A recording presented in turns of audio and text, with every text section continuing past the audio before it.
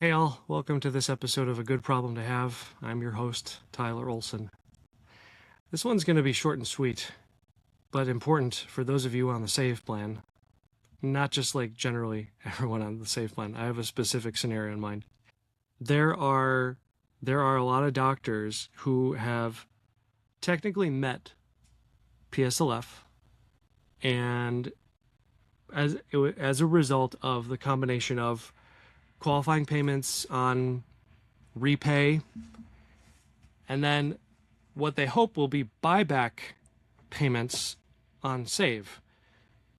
Ever since July 2024 until just a few months ago, you could theoretically plan to repurchase those payments that you would have made had you not been forced into forbearance.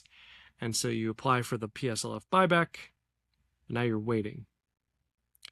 The scenario, though, that is confronting a lot, and this came up a few times in the past week, so it's top of mind for me, is you've hit the point where you're on save, but you realize that you've got to make a decision whether to just like stay put, go into forbearance, switch to pay, switch to IBR, or even ICR, while you wait to see what happens with PSLF buyback. When you apply for PSLF, there's usually the option where you can put your loans into forbearance because you're like, I made the 120, I'm good to go. Or you can keep making payments. And depending on the circumstances and the person's disposition, you can go either route. I've had clients, because of cash flow needs, as well as just because they're confident, they're like, yeah, I've reached the 120. They applied for buyback. They applied for PSLF and the buyback. They're still on the save plan. They didn't want to switch because then they're going to have to start making pretty high payments. But they haven't heard anything yet.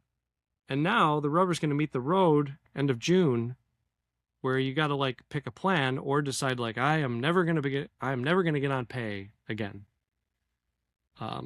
Or I'm not going to get on IBR, because there are it's in these respects it's a one-way street. Of course, you can get on the wrap plan later on, but for anyone that's in this scenario, they're kind of like, I don't really care what repayment plan I'm on because I applied for PSLF and I'm just waiting now.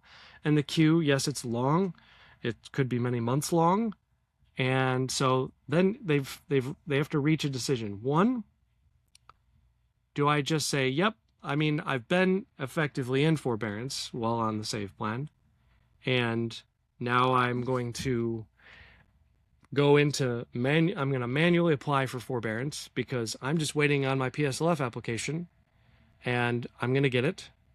And then when it all comes together, I'll find out what my buyback payment is. I'll pay that, and then my loans will be gone. That is a viable choice. There's a second option I'll get to in a minute. This decision, it puts a great deal of confidence and trust that you've hit the 120, including the months that you need to buy back. This is a government process, so nothing's guaranteed, though. I've had clients get PSLF via the buyback, so I have confidence in the process. It's just there's a lot of murkiness to this situation now, and I can understand why when I say like you put trust in the fact you're like, yep, I hit the 120. You're like, yeah, I believe that. I think I believe that. I hope I believe that. It's like, and waiting weeks and months for it to come to fruition. What's happening in the meantime with your loans? They're in forbearance, they're accruing interest.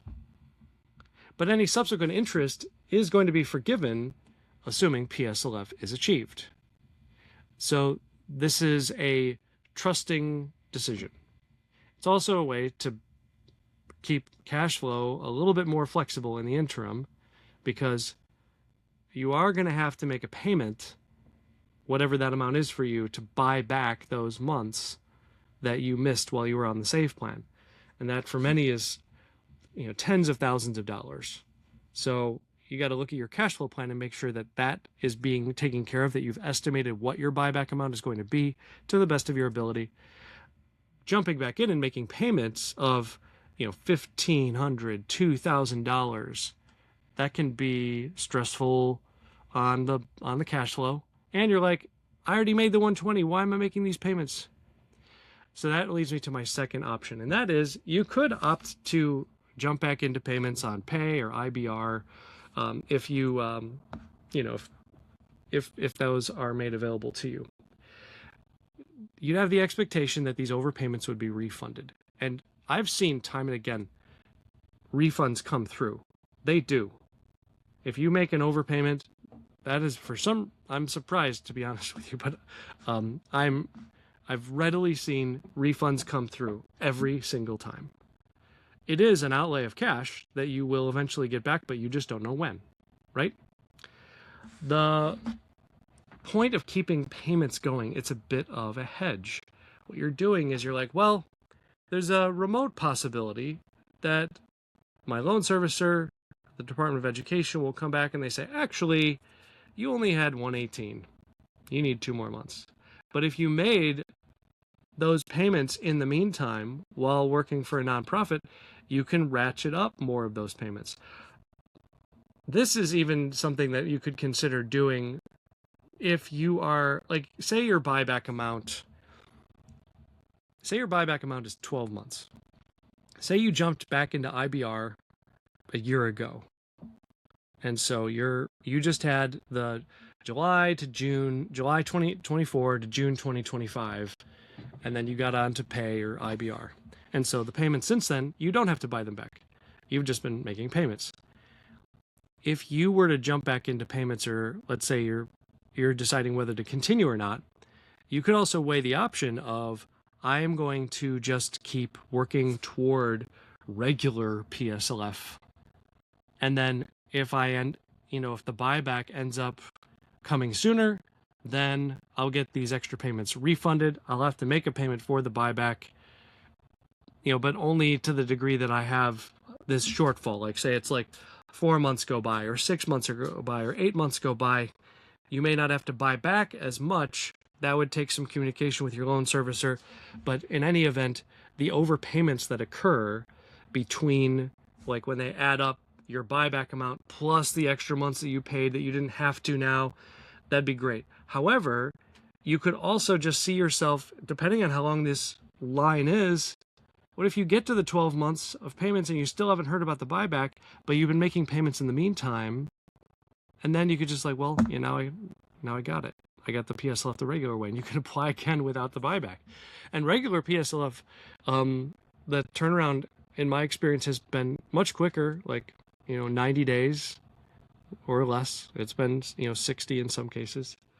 So you got to look, for those of you that are trying to apply for PSLF with the buyback, and you're trying to decide whether or not to go with payments now going forward or not, those are the choices.